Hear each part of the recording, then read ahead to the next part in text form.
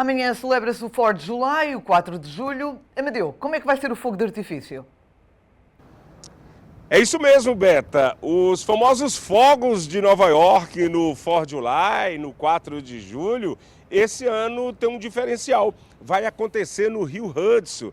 Então nós vamos ter ali uma expectativa tanto do lado de Manhattan como do lado de New Jersey, ali em Hoboken, Weehawken, para uma visão espetacular desses fogos de 4 de julho. Mas uma história interessante que eu conto para você nesse momento é que a empresa que realiza a queima